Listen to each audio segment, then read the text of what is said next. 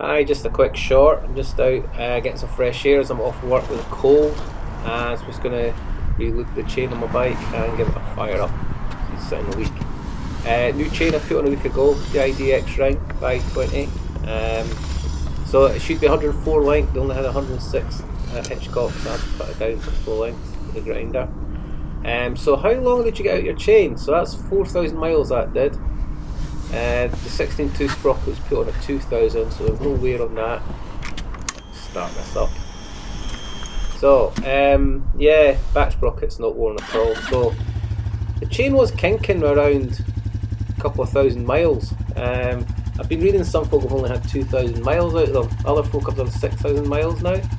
So, if you've replaced your chain, let us know. It'll be interesting to see how long folk are getting out of them. Always something to chat about. Alright. Catch you up soon. Bye for now.